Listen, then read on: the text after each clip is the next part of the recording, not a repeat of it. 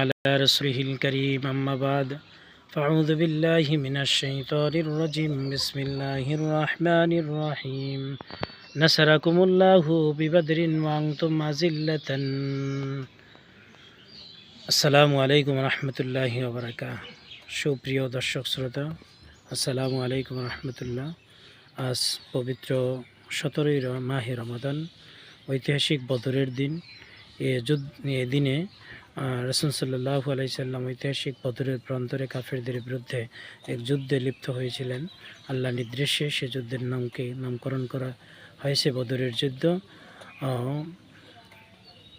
এ বদরের যুদ্ধ এমন একটি যুদ্ধ যে যুদ্ধে কুরাইশদের সংখ্যা ছিল প্রায় 1000 আর মুসলমানদের সংখ্যা ছিল মাত্র 313 জন।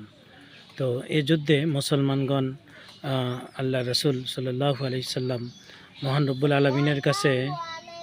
রব্বুল আলমিনের কাছে সাহায্য প্রার্থনা করেছিলেন যে আল্লাহ আমাদেরকে বিজয় দান করুন।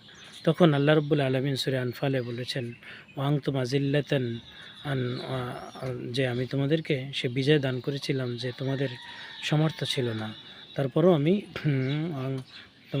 বিজয় দান করেছিলাম। যে এত অল্প সংখ্যক সাহাবী তো বড় সংখ্যক কাফেরদের বিরুদ্ধে যুদ্ধ করে বিজয় লাভ করা ইসলামের ইতিহাসে সত্যি একটি বিরল ঘটনা। তো এই বদরের যুদ্ধের দিনে বিশেষ কিছু আমল রয়েছে। আজকে পবিত্র সেই 17ই মাহে রমাদান, সেই বদরের দিবস। সেই বদরের দিবসকে স্মরণার্থে আমরা যুদ্ধের শহীদগণ সাহাবীগণের রুহের মাগফিরাত কামনা করছি এবং ঐতিহাসিক বদরের যুদ্ধকে স্মরণ করছি। সে যুদ্ধে আল্লাহর নির্দেশে আল্লাহ সত্যি তার শক্তি দ্বারা মুসলমানদেরকে বিজয় দান করেছিলেন, সাহায্য করেছিলেন। সেখানে অদৃশ্য ওলামা ইকরাম বলছেন যে সত্যি অদৃশ্য ফেরেশতা দ্বারা আল্লাহ তাদেরকে সাহায্য করেছিলেন। যে 313 জন হলো মুসলমানদের সংখ্যা ছিল অনেক, এবং মুসলমানদের পক্ষে ফেরেশতারা যুদ্ধ করেছিলেন এবং তারা বিজয় এনেছিলেন। এবং কাফেরদের সংখ্যা ছিল 1000।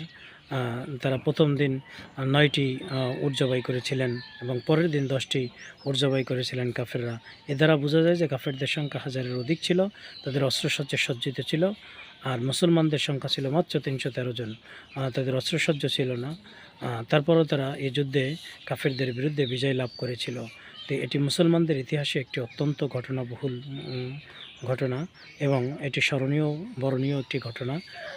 এই ঘটনাকে স্মরণ রেখে আজকে 17ই রমাদান বদরের যুদ্ধের জন্য আমরা সত্যি প্রার্থনা করি।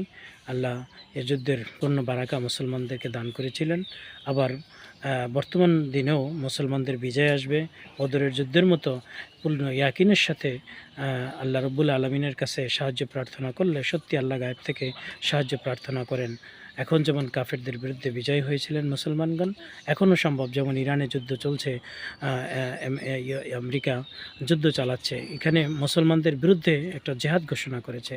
তো আজকে পবিত্র 17ই সেই মাহে রমাদান বদরের দিবস। এই দিবসে আমরা কাফেরদের বিরুদ্ধে পূর্ণ ইয়াকিনের সাথে আল্লাহ সাহায্য প্রার্থনা করে সকল মুসলিম উম্মাহ এক হয়ে কাফেরদের বিরুদ্ধে লড়াই করলে সত্যিকার অর্থেই এই বদরের যুদ্ধের মতো মুসলমানদের পক্ষে বিজয় আসবে। এই প্রার্থনা আল্লাহ রব্বুল আলমিনের কাছে করছি এবং সকল মুসলমানদেরকে আল্লাহ একসাথে হওয়ার তৌফিক দান করুন। ইরান, সৌদি এদের মতো সবাইকে একত্রিত হওয়ার তৌফিক এনায়েত করুন। আমিন সুম্মা আমিন। সাদাকাল্লাহুল মাওলানা আলী।